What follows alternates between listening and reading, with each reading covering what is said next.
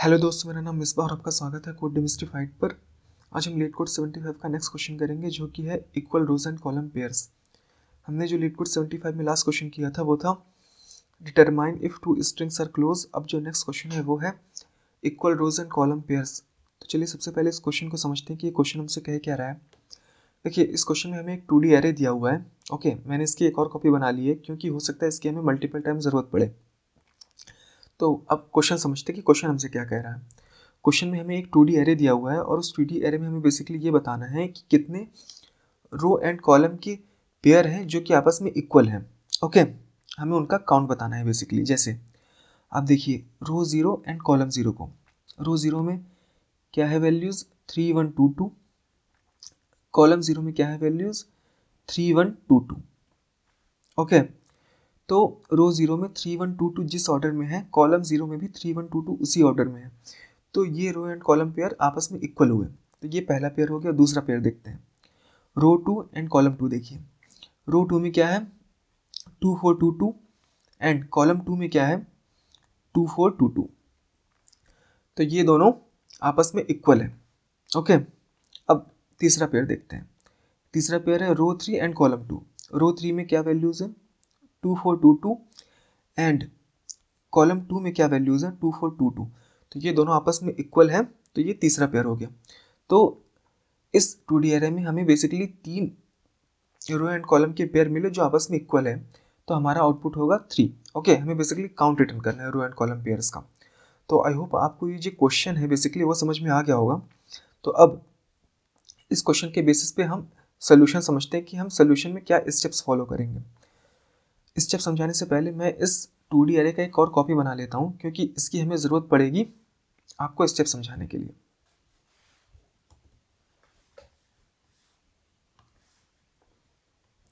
अब हम बात करेंगे स्टेप्स की।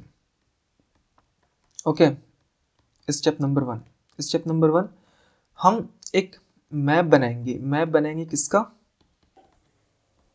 हैश वैल्यू का और उसकी फ्रीक्वेंसी का। अभी मैं आपको बताऊंगा कि वो हैश वैल्यू क्या होगी। हैश जो होगा वो स्ट्रिंग टाइप का होगा और फ्रीक्वेंसी जो होगी वो इंटीजर टाइप की होगी। देखिए, हम हैश कोड बनाएंगे या हैश वैल्यू बनाएंगे रो का इस मैप में। ओके, हम बना लेते हैं। हमने बनाया मैप और उस मैप में हम बेसिकली क्या स्टोर करेंगे, मैप में हम स्टोर करेंगे रो की हैश वैल्यू और उसकी फ्रीक्वेंसी। ओके, देखिए सबसे पहला रो क्या है, सबसे पहला रो है 3 1 2 2। तो 3 1 2 2, इसकी फ्रीक्वेंसी हमने स्टोर कर ली मैप में 1। नेक्स्ट रो क्या है 1 4 4 5, 1 4 4 5, इसको हमने मैप में स्टोर कर लिया विथ 1 फ्रीक्वेंसी। नेक्स्ट रो क्या है 2 4 2 2, 2 4 2 2, इसको हमने मैप में स्टोर कर लिया विथ फ्रीक्वेंसी 1। अब नेक्स्ट रो क्या है 2 4 2 2, 2 4 2 2 ऑलरेडी मैप में एग्जिस्ट करता है। तो हम सिंपली इसकी फ्रीक्वेंसी इंक्रीज कर देंगे 1 से 2। ओके, कि मतलब ये रो इस मैप में 2 टाइम्स आया। ठीक है, तो स्टेप नंबर 1 हो गया। अब हम समझते हैं स्टेप नंबर 2। स्टेप 2 में बेसिकली हम क्या करेंगे, स्टेप 2 में हम एक रिजल्ट नाम का वेरिएबल बनाएंगे। उसकी डिफ़ॉल्ट वैल्यू हम 0 सेट कर देंगे। ओके, और इसमें बेसिकली हम करेंगे क्या, इसमें हम basically row and column pair का जो काउंट है वो स्टोर करेंगे। Okay, store row and column pair count. ठीक है, हमने अभी डिफ़ॉल्ट वैल्यू क्या सेट कर दी है, अभी 0 सेट कर दी है। अब हम समझते हैं स्टेप नंबर 3। स्टेप 3 में हम क्या करेंगे, हम हैश वैल्यू जनरेट करेंगे कॉलम की। ओके, और उसको चेक करते जाएंगे कि वो मैप में एग्जिस्ट करता है कि नहीं करता है। ओके, हम क्या करेंगे, क्रिएट और generate hash value of column and check if that hash value exists in map और नॉट। ओके, हम क्या करेंगे, हम हैश वैल्यू जनरेट करेंगे कॉलम की और उसको चेक करेंगे कि क्या वो इस मैप में एग्जिस्ट करता है कि नहीं करता है। अगर मैप में एग्जिस्ट करेगा तो हम रिजल्ट की वैल्यू इंक्रीज करते जाएंगे, ठीक है, उसकी फ्रीक्वेंसी के अकॉर्डिंग। जैसे सबसे पहला कॉलम देखते हैं। सबसे पहला कॉलम क्या है, सबसे पहला कॉलम है 3122। सबसे पहला कॉलम है 3122। हम चेक करेंगे क्या 3122 मैप में एग्जिस्ट करता है। यस, मैप में एग्जिस्ट करता है, ये वैल्यू है वो 3122। इसकी फ्रिक्वेंसी कितनी है 1। ओके, इस 1 को हम इस रिजल्ट में ऐड कर देंगे तो 0 से इसकी वैल्यू हो गई 0 + 1 1। अब नेक्स्ट कॉलम देखते हैं। नेक्स्ट कॉलम है 1444। 1444। हम चेक करेंगे कि क्या ये हैश वैल्यू 1444 क्या इस मैप में एग्जिस्ट करता है, नहीं करता है, तो इसको हम ऐसे ही छोड़ देंगे। अब हम नेक्स्ट कॉलम चेक करेंगे। नेक्स्ट कॉलम क्या है 2422। ओके, 2422। अब हम चेक करेंगे क्या 2422 इस मैप में एग्जिस्ट करता है। यस, मैप में एग्जिस्ट करता है, दैट इज 2422। यहाँ पर आप देखिए, अभी इसकी कितनी फ्रिक्वेंसी, इसकी फ्रिक्वेंसी है 2 और हमारे पास रिजल्ट में क्या स्टोर है 1। अगर ये 2422 मैप में एग्जिस्ट करता है तो उस केस में हम रिजल्ट की वैल्यू को ऐड कर देंगे करंट फ्रिक्वेंसी से। ओके, रिजल्ट में भी क्या वैल्यू पड़ी है 1। इस 1 में 2422 की फ्रिक्वेंसी ऐड की तो ये हो जाएगा 1 + 2 3। अब नेक्स्ट कॉलम चेक करेंगे। नेक्स्ट कॉलम क्या है 2522। नेक्स्ट कॉलम है 2522। अब हम चेक करेंगे क्या ये हैश वैल्यू इस मैप में पड़ी है। नो, ये हैश वैल्यू इस मैप में नहीं पड़ी है, तो हमारा बेसिकली जो फाइनल आउटपुट हो गया वो हो गया 3। तो आई होप आपको ये जो क्वेश्चन का ड्राई रन है बेसिकली वो समझ में आया होगा। अब इस ड्राई रन के बेसिस पे चलिए अब हम इसे कोड करते हैं। देखिए, सबसे पहले हम क्या करेंगे, सबसे पहले हमारे पास जो एरे दी हुई है उसकी लेंथ निकाल लेंगे। Int n equal to grid dot length और हम एक वेरिएबल बना लेंगे रिजल्ट। इसमें हम काउंट स्टोर करते चलेंगे जाएंगे कि रो एंड कॉलम की कितने पेयर हैं। इसकी डिफ़ॉल्ट वैल्यू हमने 0 इनिशियलाइज कर दी। अब हम क्या बनाएंगे, अब हम बनाएंगे मैप।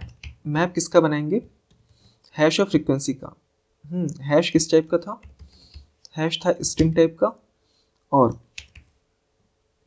फ्रीक्वेंसी किस टाइप की थी, इंटीजर टाइप की।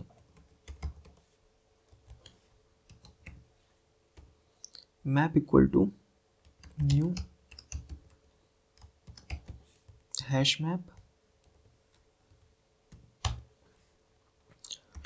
हम सिंपली फॉर लूप चलाएंगे रो का हैश बनाने के लिए। Okay, int i equal to 0 से i should be less than n i plus plus. यहाँ पे बनाएंगे string builder s b equal to new string builder. देखिए, स्ट्रिंग बिल्डर का हम ऑब्जेक्ट बना रहे हैं रो का हैश वैल्यू जनरेट करने के लिए, ठीक है। अभी मैं आपको बताऊंगा कि हम स्ट्रिंग बिल्डर के ऑब्जेक्ट को कैसे यूज़ करेंगे। इंट जे इक्वल टू 0 से j should be less than n j plus plus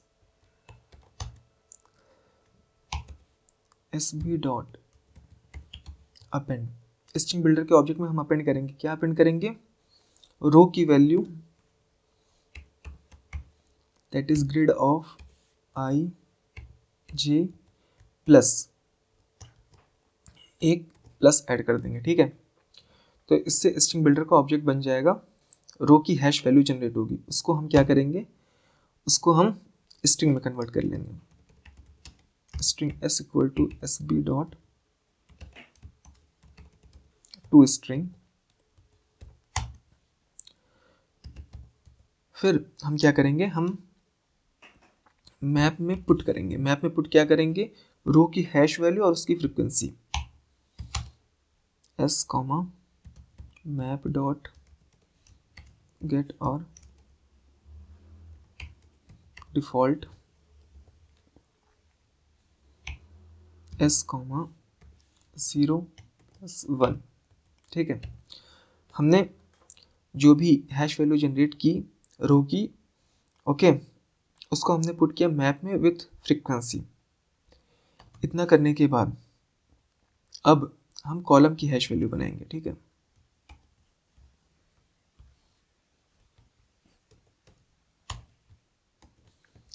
column की हैश वैल्यू बनाने के लिए हम वही लूप चलाएंगे for int i equal to 0 से आई से आई लेस देन एन तक, और फिर उसके बाद इसके बिल्डर को हमने ऑब्जेक्ट बनाया।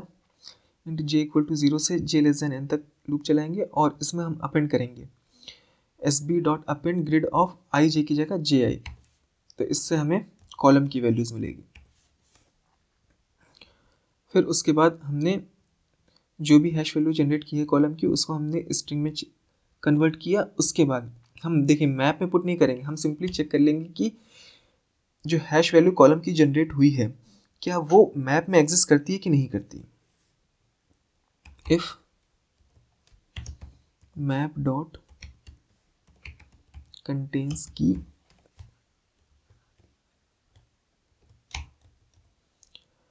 अगर हमने जो हैश वैल्यू जनरेट किया है कॉलम की, अगर वो मैप में एग्जिस्ट करती है तो हम रिजल्ट की वैल्यू इंक्रीज कर देंगे।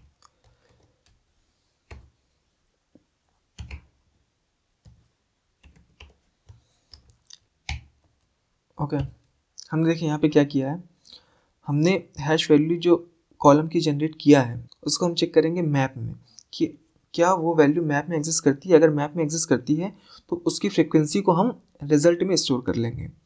तो पूरा फॉर लूप चलने के बाद हमें बेसिकली जो भी रिजल्ट का काउंट आएगा उसको हम रिटर्न कर देंगे।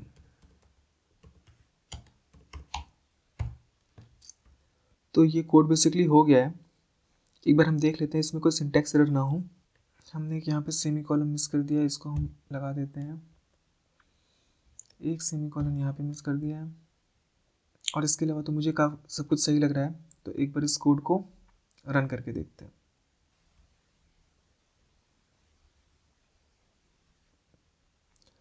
रन करने पर आप देख सकते हैं कोड प्रॉपर्ली रन हो रहा है। अब हम इसे एक बार सबमिट करते हैं।